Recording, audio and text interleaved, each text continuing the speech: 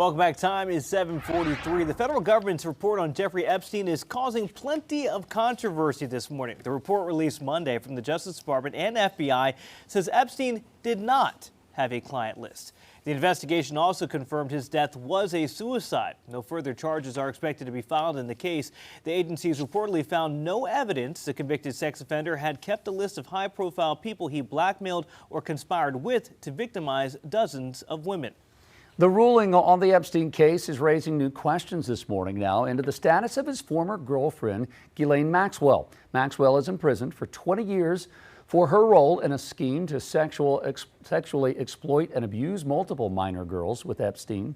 But with Monday's ruling, thousands took to social media asking if the lack of a client list could have any impact on Maxwell's case. Some say this new information could lead to Maxwell's lawyers making a new case to the parole board. And joining us now to talk about this ruling and its impacts, Chief Legal Analyst Khalif Rhodes. Khalif, a lot to unpack here, but let's start with this. Are you shocked at all after hearing for months and months and months about this list that there apparently is no list? Shocked would probably be an understatement. Let me go back a couple things and say when Pam Bondi said that this is sitting on my desk, when asked specifically about a client list, I don't think there was an inference to the entire file. I don't think it was a reference to Epstein's, entire case. She was speaking about in response to a question about a list. Yes, I have the list. It's something that I review, is what she said, and it's sitting on my desk. After that February interview, they had social media folks come to the White House, and they gave them this kind of prop binders that said Epstein Files Phase 1, which was the assumption that there was a Phase 2 behind it. I know I learned in law school that you don't write a .1 unless you got a .2 behind it, right? So those are the types of things that kind of take me, well, why did we do this whole charade? Why did we do this theatrics if there was no list? I believe that there is something out there that there was maybe more pushback. I mean, obviously you saw what Elon Musk said in the social media responses when he had his little fight with the president over the last couple months, that he believed that he was on there. I'm not into the rumor mill or anything like that, but I can say that it definitely is confusing. That if you for months have said, even he ran on that, we will release the list once we get our hands on it. She's clarified it. A lot of other folks, his other personal attorney that now works with the administration, Elena Haba, she said the same thing, that yes, there's a list, we're reviewing it, and once this is out, we will be the people of promises made, promises kept. They're all speaking as if they've seen a list at some point. But now it's not there at all. I mean, so I think it leaves us with more questions than anything, but I am not surprised that we didn't receive it. Most of the things they released when they made the promises of releasing it were things that were already in the public domain, stuff from the court reports, documentation that we already knew about. So it was not any big release. The list was something that folks were looking forward to seeing, and obviously they were disappointed by not receiving it. And before we get to Ghislaine Maxwell and how this could affect her charges, it wasn't just the client list. Apparently, Bondi also said a trove of recordings. So you've got lawyers, you've got law enforcement officials saying, we don't know anything about any of that stuff. So is all this now dead, or will it resurface again? Can someone try to force a hand of, wait, I want to hold Pam Bondi's feet to the fire. What were you talking about in February?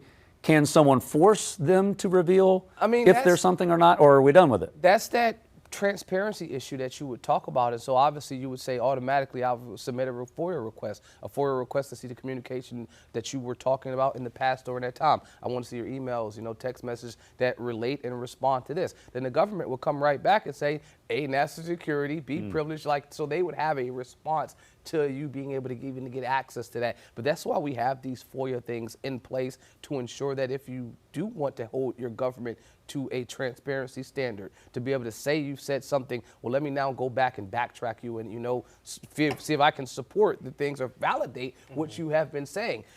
This is something, I think that's all that you can do. I don't think there's anything illegal about making statements that are kind of misleading. It just doesn't seem genuine. It seems for sure disingenuous, but I don't think there were any violations, no ethical violations in terms of, all right, I'm making this as my official capacity and now I have to roll them back. What I can say is I thought it was strange is that she blamed the in New York headquarters branch of the FBI for failing to turn over a lot of that information that you talked about the tapes and the other things. And so she really didn't say it didn't exist. She's just saying they're not giving it to me. I'm confused. Are all these folks siloed off right now? Because if they are working under one administration, it's not like they're talking to other countries. You're working within your own administration. You should be able to get the information that you want. Oh, you should. But obviously that's not happening. Khalif, as far as Ghislaine Maxwell, right, she was convicted in 2022, and they said that she recruited, groomed, and ultimately abused victims known to Epstein under the age of 18. Does this change anything? Because she still took part in the grooming. It's just a question of who were the clients they went to. I don't think it has any bearing on her case, and it's crazy because I would get clients like this that not specific to this case, but once that some new piece of evidence pops up or, you know, there's outrage about something regarding their case, they're instantly saying, well, man, do I got a new opportunity to file? Do I got an opportunity to appeal? In a situation like this, if she was charged in or convicted with maintaining or producing a list, and then you find out that there's no list, yeah, that'd be problematic, but that wasn't what she was charged with. Right. She was charged with grooming and you know, participating in this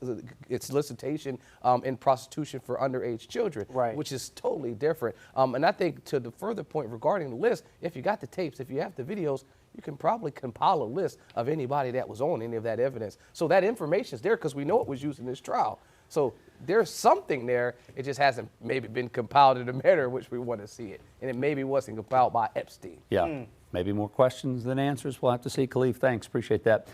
Queen City News Plus. Just search Queen City News on your smart TV's app store.